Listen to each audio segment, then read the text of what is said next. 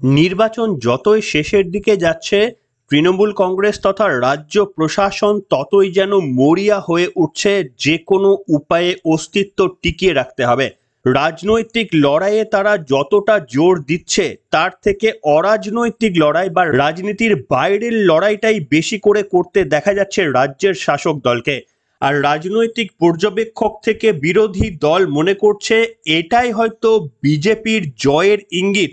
যখন রাজ্য প্রশাসন ময়দান ছেড়ে কার্যত অন্যান্য দিকগুলো নিয়ে আটকাতে ব্যস্ত হয়ে পড়ে বিরোধী দলকে, সেটাই কিন্তু তীব্র ইঙ্গিত দিচ্ছে বিজেপির আরো একবার রাজ্যে সংখ্যাগরিষ্ঠতা প্রমাণের অঙ্কে। কেন এই কথা বলছি আপনারা হয়তো সকলেই জেনে গিয়েছেন, গতকাল রাতে ষষ্ঠ দফা নির্বাচন শুরু হওয়ার আগে একটি নির্দেশ কলকাতা পুলিশ কমিশনার বিনীত গোয়েলের তরফ থেকে যে 144 ধারা জারি করা হয়েছে কলকাতার একটি বড় অংশে, এবং যে 144 ধারার জন্য ভারতের প্রধানমন্ত্রী নরেন্দ্র মোদী তার রোড শো পর্যন্ত বাতিল হয়ে যাওয়ার একটা সম্ভাবনা তৈরি হলো, তা দেখেই বিজেপি নেতৃত্ব বলতে শুরু করে গিয়েছে নির্বাচনে ভরাডুবি আসন্ন জেনে যেটুকু যা এখনো পর্যন্ত করার ক্ষমতা রয়েছে প্রশাসনকে কাজে লাগিয়ে সেটাই কার্যত করার চেষ্টা করছে। আর এতেই যেন প্রমাণিত হচ্ছে রাজনৈতিক ময়দানে পেরে না উঠে এঁটে না উঠে অন্যান্য যে প্রশাসনকে দিয়ে কাজে লাগিয়ে যা কিছু করার তৃণমূল কংগ্রেস প্রশাসন কিন্তু সেই দাঁত নোখ বার করতে শুরু করেছে। বিজেপির দাবি করছে যে রাজনৈতিকভাবে না পেরে প্রধানমন্ত্রী নরেন্দ্র মোদীর রোড শোকে আটকানোর জন্যই এই ধরনের ব্যবস্থা নেওয়া হচ্ছে।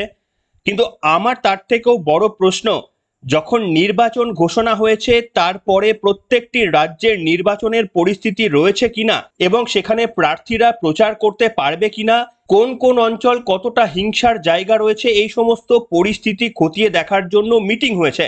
তাহলে কি এই পরিস্থিতি জানানো হয়েছিল পুলিশের তরফ থেকে, রাজ্য পুলিশের তরফ থেকে, যে পশ্চিমবঙ্গে বা কলকাতার এমন কিছু অংশে এমন পরিস্থিতি রয়েছে বা যখন নির্বাচন চলবে তখন এমন কিছু পরিস্থিতি থাকবে যে সময় প্রার্থীরা বা প্রচারকরা তারা প্রচার করতে পারবেন না, এমন কি কোন রকমের আগাম সতর্কবার্তা নির্বাচন কমিশনের কাছে জানিয়েছিল কলকাতা পুলিশ?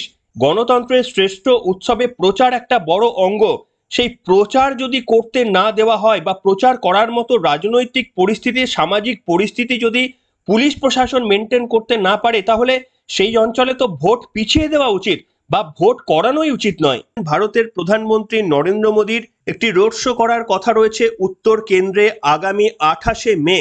এখনো পর্যন্ত ভারতের প্রধানমন্ত্রী সবই জনসভা করেছিলেন, একটিও রোড শো করেননি। এই প্রথম তিনি রোড শো করতে যাচ্ছিলেন বা করার কথা ছিল, অথচ তার আগেই বিজেপির দাবি পুলিশ প্রশাসনকে কাজে লাগিয়ে এবং পুলিশ কমিশনারকে দিয়ে এই ধরনের একটি অর্ডার পেশ করে দেওয়া হয়েছে। সুকান্ত মজুমদার থেকে তরুণ জ্যোতি তিওয়ারি এবং আরো বিজেপির নেতৃত্ব এমনই কিন্তু অভিযোগ এনেছেন। আপনাদের দেখাতে চাইবো সেই অর্ডারটি। এবং অমিত মালবিয়া লিখেছে, দেখতে পাচ্ছেন, a scared Mamata Banerjee has ordered Kolkata police to impose section 144 for a period of 60 days starting from 28th May 2024 to 26th July 2024. The Greater Kolkata region is to poll on 1st June and Prime Minister Modi is to hold a road show in the city on 28th May. Aware of her sleeping political capital in Kolkata region, Mamata Banerjee is doing what she does best, hiding behind Kolkata police. Read this move as a sign of nervousness and shape of things to come. অর্থাৎ তিনি বলছেন একেবারেই nervous হয়ে গিয়েছেন মুখ্যমন্ত্রী মমতা বন্দ্যোপাধ্যায়, এবং হঠাৎ করেই প্রধানমন্ত্রী নরেন্দ্র মোদী যখন 28 তারিখে রোড শো করবেন সেই সময় 2 মাসে টানা কলকাতার একটি বড় অংশে 144 ধারা জারি করেছে কলকাতা পুলিশ। এই অর্ডারটা আপনারা দেখতে পাচ্ছেন, কলকাতা পুলিশ কমিশনারেট বিনীত কুমার গোয়েল তার তরফ থেকে কিন্তু 22/5/2024 তারিখে এই অর্ডারটি পাশ করা হয়েছে। এবং আপনারা দেখতে পাচ্ছেন এই অংশে লেখা রয়েছে, Now therefore in exercise of the power conferred by subsection 1 of section 144 of Code of Criminal Procedure 1972, I Vinit Kumar Goel, Commissionerate of Police Kolkata, being an executive magistrate for the metropolitan area falling under Kolkata police jurisdiction, do hereby prohibited for a period of 60 days from May 2024 to 26 July 2024, অর্থাৎ 60 দিনের জন্য 144 ধারা জারি করা হয়েছে। এবং আপনারা খেয়াল করে দেখুন, তলায় একটা স্ট্যাম্প লাগানো রয়েছে এবং বিনীত কুমার গোয়েল তার সাইন এবং ডেটও রয়েছে। এবার আপনাদের আর একটা নতুন জিনিস দেখাতে চাইবো, যখন এটা নিয়ে কার্যত ঝড় উঠে গিয়েছে, যখন বিজেপির তরফ থেকে বলা হচ্ছে হার নিশ্চিত বুঝেই এবার তৃণমূল কংগ্রেস প্রশাসনকে কাজে লাগাতে চাইছে, তখন আবার কলকাতা পুলিশের তরফ থেকে এর একটি পাল্টা উত্তর দেওয়া হয়েছে। তারা বলেছে এই খবরটাকে যেন মিসলিড করা না হয়। এবং কলকাতা পুলিশ কি লিখছে আপনারা দেখুন, Kolkata police issues 144 CRPC order in vicinity of Dalhousie and Victoria House on regular basis. This is nothing new and such order are renewed every 2 months. Copies of previous order attached. So please refrain from spreading misleading information.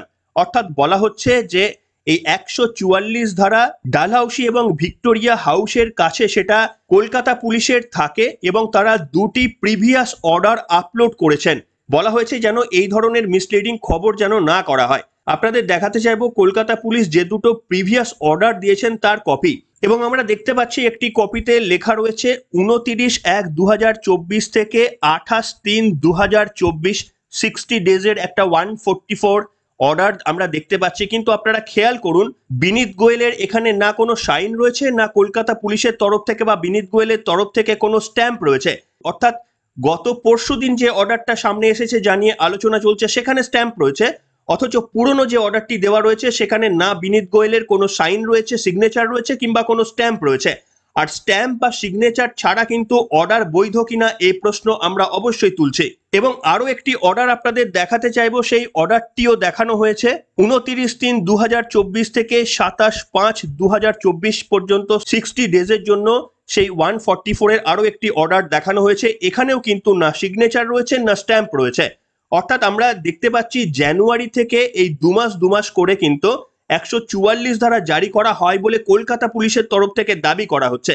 আমি comment সেকশনগুলো follow করছিলাম, অনেকেই প্রশ্ন তুলছেন, আচ্ছা এই দুটো order যেগুলো Kolkata police পরে দিল, পরে জনসমক্ষে আনলো, সেখানে বিনীত গোয়েলের কেন সিগনেচার বা স্ট্যাম্প নেই? এই প্রশ্ন যেমন একদিকে ওঠে, অনেকে আবার সন্দেহ করছেন এমন কোনো বিষয় নয় তো যে পুরনো দুটো অর্ডারের ডেট এগুলোকে পরে বসানো হয়েছে যাতে করে বলা যায় যে 144 ধারা আমাদের আগে থেকেই ছিল। অনেকে কমেন্ট সেকশনে লিখে প্রশ্ন তুলেছেন, এগুলো এমন তো হয়নি যে এগুলো আজকের দিনে তৈরি করে পুরনো দিনের ডেট বসিয়ে দেওয়া হয়েছে? কমেন্ট সেকশনে অনেকে লিখছেন। তবে আমি অবশ্য খেয়াল করলাম, আপনারা যদি একটা সিকোয়েন্স নাম্বার থাকে সেইটা যদি আপনারা খেয়াল করেন, সিকোয়েন্স নাম্বারটা কিন্তু সে কথা অন্তত প্রাথমিকভাবে প্রমাণ দিচ্ছে না। কারণ একদম পুরনো যে অর্ডারটা যেটা জানুয়ারি মাসে করা হয়েছিল তার দেখতে পাচ্ছেন নাম্বার হচ্ছে 185 RPT এবং তার পরের যে অর্ডারটা সেটার সিকোয়েন্স নাম্বার হচ্ছে 197 RPT। আর গতকাল জনসমক্ষে যে অর্ডারটি এসেছে সেটি দেখুন 209 RPT, অর্থাৎ সিকোয়েন্স নাম্বারটা কিন্তু ঠিকঠাকই মেনটেন করা হয়েছে। অর্থাৎ কমেন্ট সেকশনে যে প্রশ্নগুলো উঠছিল সেই প্রশ্নগুলো অন্তত প্রাথমিকভাবে সেখানে কোনো প্রমাণ নেই। কিন্তু এখানে একেবারেই সাদা চোখে দুটি প্রশ্ন তোলা যায়। একটা হচ্ছে কেন পুরনো যে দুটি অর্ডার নিয়ে আসা হলো সামনে হঠাৎ করে, সেই দুটো অর্ডারে বিনীত গোয়েলের সিগনেচার নেই এবং কোনো স্ট্যাম্প নেই, এটা যদি প্রথম প্রশ্ন হয়। দ্বিতীয় প্রশ্ন হচ্ছে যে সিকোয়েন্স নাম্বারগুলো আপনাদের দেখালাম, সেই সিকোয়েন্স নাম্বারগুলো কিন্তু পুরনো দুটো অর্ডারে সেগুলো প্রিন্টেড। আর গতকাল যে অর্ডারটা জনসমক্ষে এসেছে যেখানে বিনীত গোয়েলের সাইন এবং স্ট্যাম্প রয়েছে সেখানে কিন্তু সিকোয়েন্স নাম্বারটা পেনে লেখা। এই ডিসক্রিপেন্সিটা আমার চোখে পড়েছে, কিন্তু আমি এর ডিটেলে এই ক্ষেত্রেই যাব না, তার কারণ পুলিশ কিভাবে কোন কাগজ মেনটেন করে এটা আমি জানি না, আমার জানার কথাও নয়। কিন্তু সাদা চোখে দেখলে এই প্রশ্নগুলো একেবারেই আউট অফ কিউরিসিটি যে কোনো মানুষের মনের মধ্যে আসতেই পারে। তবে পুলিশ কিন্তু আইন যতটা বোঝে, আইনের ফাঁকও কিন্তু তারাই ততটা বোঝে। তাই নিশ্চিতভাবে আমরা সেই সন্দেহের জায়গায় যাব না, তার কারণ সেই ক্ষমতা বা তথ্য প্রমাণ কিছুই আমাদের কাছে নেই। কমেন্ট সেকশনে যে প্রশ্ন আসলো সেটা আপনাদের বললাম। এবং এর থেকেও বড় কি প্রশ্ন জানেন, যে অর্ডারটা আপনারা দেখছেন যেটা নিয়ে এই মুহূর্তের রাজনৈতিক ঝড় উঠেছে, অর্ডারটা 28/5/2024 থেকে 26/7/2024 পর্যন্ত বলবৎ থাকবে, অর্থাৎ 26শে জুলাই পর্যন্ত। এবার আপনারা মাথায় রাখবেন 21শে জুলাই কিন্তু তৃণমূল কংগ্রেসের জনসভা প্রত্যেক বাড়ি কিন্তু ওই চত্বরেই হয়।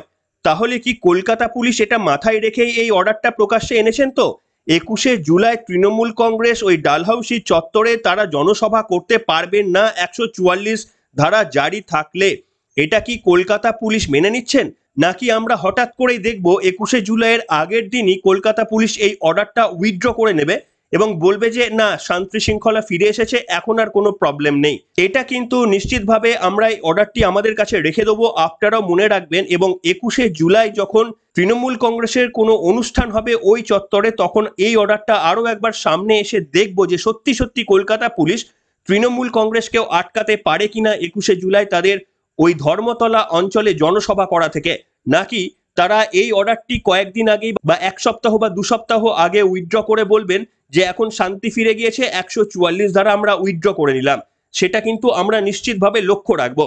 এবং আরো একটি আপনারা বিষয় দেখুন, কলকাতা পুলিশের এই অর্ডার যেন কার্যত কলকাতা পুলিশের এই পরপর অর্ডার, অর্থাৎ তারা বলছে জানুয়ারি থেকে 144 ধারা চলছে কলকাতার বিভিন্ন অংশে। তার মানে কলকাতার পরিস্থিতি একটু ভাবতে পারেন, পশ্চিমবঙ্গের যাকে রাজধানী বলা হয় সেই কলকাতায় যদি বিগত 6 মাস ধরে 144 ধারা জারি করে রাখতে হয়, তাহলে রাজ্যের আইন শৃঙ্খলার পরিস্থিতি কি অবস্থায় রয়েছে সেটা কিন্তু খুব সহজেই অনুমেয়।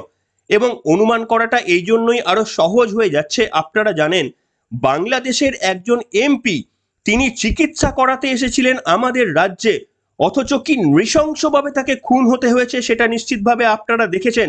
এবং খুন করে তাকে টুকরো টুকরো করে হাড় থেকে মাংসগুলোকে ছাড়িয়ে নেওয়া হয়েছিল, তারপরে মাংসের ওপর হলুদ মাখিয়ে একটা ট্রলি করে সেটাকে নিয়ে যাওয়া হয়েছিল।